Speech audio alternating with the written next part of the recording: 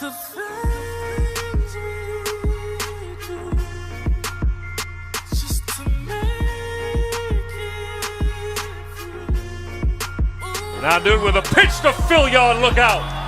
Anthony Philyaw with acceleration, and see you later. 75 yards to the house. Anthony Philyaw of Howard.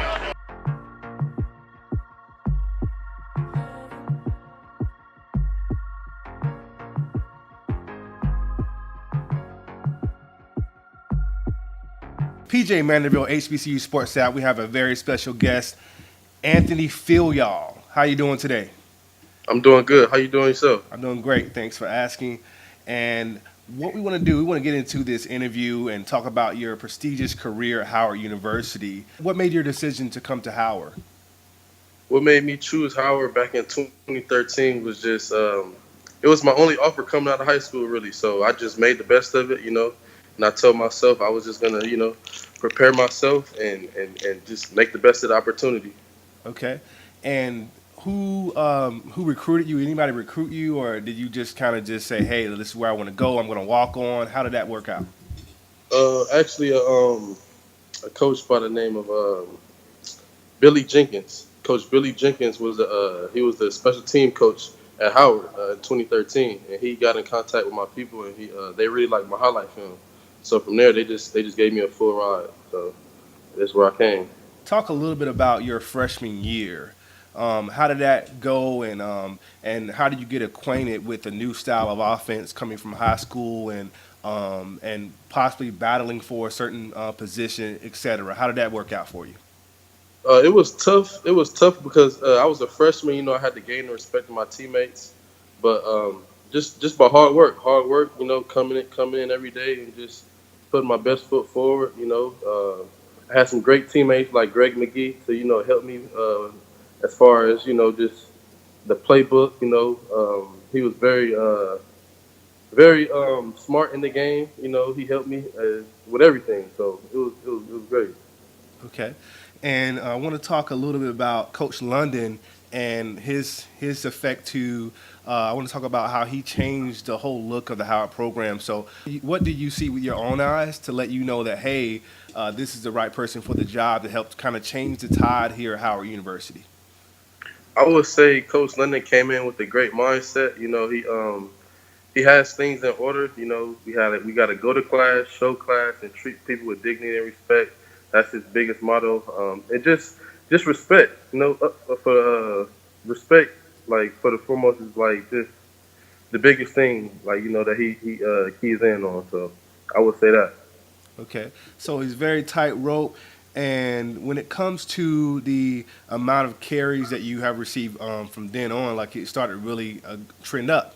So with that being said, how do you take on the leadership role of saying, hey, the ball is going to be given to me a lot more? What did you do to make changes? Or what changes did you make to ensure that you keep your job and ensure that you help your team to win?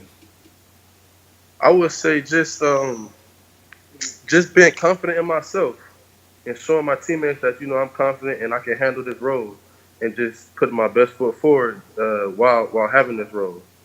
Okay. It's 1-10 overall in 2015, and exactly. It started to really trend up 2-9, one extra win there, but a really huge jump there. You guys went to 7-4. What have you guys implemented as a team, even outside the coaching itself? What kind of environment do you guys have in the locker room and in practice, et cetera? The environment we have is strictly just a brotherhood, man. I think we bonded better throughout this last season, which was why we had a better winning record this year. So I would just say brotherhood. We do a lot of things off the field that help us play on the field. So like just the small things like just going places together. Just everything. Everything we do, we try to make sure we include everybody. Like even the people who's not playing or playing necessarily as much as they want at that time. We bring them in, just show them that, this is how we do it. So if we got each other's back off the field, we most definitely will have each other's back on the field. So. Okay. And you knew I was not going to leave without asking this question right here. So when it comes to you guys beating UNLV, with the mindset of we're not gonna be just getting rolled over anymore. Like we're gonna come in with this new coaching staff, and we're gonna make everybody feel it. So we're gonna make sure that when the game is over with, when the clock hits zero, that they gonna know that something has changed in this program, and we gonna keep going, and we're gonna keep pushing to make this change. Okay. Did it go through you guys' mind that hey, we're about to play a FBS school? Like, did that go through you guys' mind at all? Yeah, I mean, I think it went through our minds a lot, but especially with the 45-point underdog thing, like people were just like telling us we were gonna lose. We didn't have no chance in winning and all this stuff. But like I told my teammates, hey, we still gotta strap it up at the end of the day.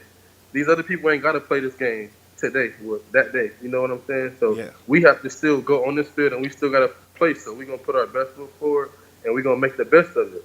At the end of the day, win, lose, or draw, we still, as long as we went and we fought our best fight, then we could live with that. Okay. And I watched that game, very special game. Actually, I watched clips afterward. It wasn't on national TV. And what do you feel? What do you feel when it comes to national TV attention? Do you feel like you guys get enough coverage? Regardless, I know you guys have your own live stream, etc. But do you feel like you get enough coverage overall as far as a FCS school, FCS Division One school? I don't. I don't think we get enough coverage at all. But I guess we just got to we got to win some more games. We can't cry about things. We can't cry about things that we don't have unless we start winning games, and make sure that we're worthy of it. So, with that being said, we just got to win more games, and make them want to come watch us. And that's what I saw. You guys really came out that next game at Kent State. You guys, Yeah, I think the exactly. final score was I think 38, Kent State got 31. away with one there, but yeah, Yeah, that's what I'm saying. lost. They got away with them. I feel like you guys came back strong in that second half and really put your foot on their neck. And I feel like you guys are really trying to make a statement to say, hey, look here, we're really for real. We're really for real, and we really are a real good football team. I feel like you guys just I think it was the last drive, and I think you got inside the 10 trying to tie it, send it to overtime, etc. Or either, just try to win it at the end and just came a little bit short. But I feel like that really, even that game there, even though you guys won at UNLV, even though you guys won at UNLV, I feel like Kent State was still a very defining game for Howard to say, hey, look here, we can battle with Division One FBS schools. So with that being said, what was y'all mindset going into the Kent State game? Going into Kent State, our mindset was just we won one big game. Don't get too big headed to where you don't focus in and carry out your tasks for the second game. We go one game at a time. We can only play one game at a time, 1 week. So just going at the end of the day, again, just going in with your best foot forward, and just fighting. And you had a big game at Kent State. I think you had close or even over 200 yards, plus you had like an Yeah. 80-yard touchdown. That was a very spectacular run. You really pulled away from that defense. And I think for me, that's when that really showed me like, hey, man, this guy's really for real. I feel like he can go pro and do some great things. The preparation that I've had is training with Michael Johnson Sports. So with Michael Johnson Sports, I've been working on my speed. I've been working on my bench press. Everything that everybody does at the pro day. Is And that just Michael tryna, Johnson? Michael Johnson, the track runner? Exactly. Yeah. Okay, wow. Olympic star Michael Johnson, 1996 gold medal champion, 400, 200 double in Atlanta. So, wow, that's amazing. So, have you had a chance to meet him? Exactly. No, I haven't had a chance to meet him, but I've been getting instructed by his instructors. Okay. And, Yeah, he's actually out there in McKinney, Texas now. wow, okay, so he's out in Texas. I didn't know that. So, now, when it comes to Michael Johnson, what I do know when it comes to Michael Johnson, it's not just speed, it's power as well. So, I think you're in good hands. So, you guys have been doing a lot of weight training? Exactly. Yes. Okay. And I want to switch over to when it comes to just your thoughts to anybody that is looking to go pro or anybody that's want to be a star in college. What advice do you have for them? The advice that I would give to somebody who's coming up in the game is just putting in that overtime to separate yourself from others. Putting in that overtime to separate yourself from the others. Because at the end of the day, when you go into the next level, everything is gonna be keyed in on you and how much work you put in. So you put in the work, you should get good results. Okay. And let's see here. So the battle of the real HU. I get into these rival talk because I think that's very essential to college football, and I think that really shows an athlete's mentality.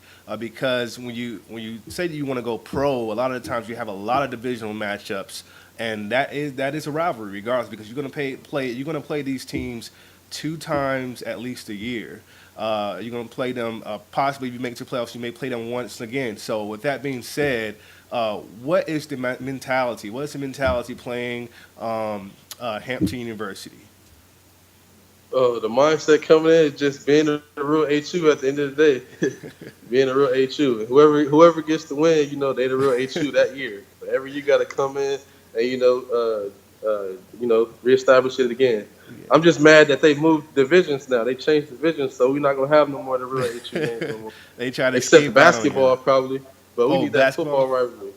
Okay, so basketball, they may still be playing in the conference, but Yeah, football, no. yeah, they may still be playing, but I'm Okay. not. I'm not. I know football is over with. They changed divisions. I think they should at least play one game. You always play a Yeah, conference matchup, at least two or three. So I think they should play just because for the culture. You know what I mean? exactly. Yeah, It's been going on for so long, so we got to keep that game alive. yeah. How does Anthony Philyaw explain what attributes he will bring to the NFL or bring to an NFL team?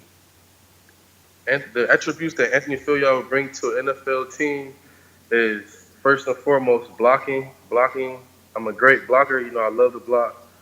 Um, Blocking. I can run the ball and I can catch out the backfield. So I'm a very dynamic running back. I'm very versatile, and I'm just ready to show everybody what I got at this point. Yeah, and I saw at the Collegiate Bowl you bounced it outside, and that was pretty nifty the way you did that. Good luck in the draft, and good luck with your pro day coming up on March 22nd, right? March 28th. This 28th. Wednesday Okay, on March 28th, your pro day, and where's that going to be at? at Howard So it's University. going to be at Howard. So definitely send us any footage that you have, and we're going to have Okay, I this. will. How we say you will? Yes, I will. I will. Okay. And we're going to have this edited out very soon, within the next couple of days, and we're going to have it uploaded. Really appreciate this interview, Anthony, and thank you for taking your time out. And you have a great day, okay? No problem. Same to you. All right. Appreciate the chance. No, thank you. All right. All right, man.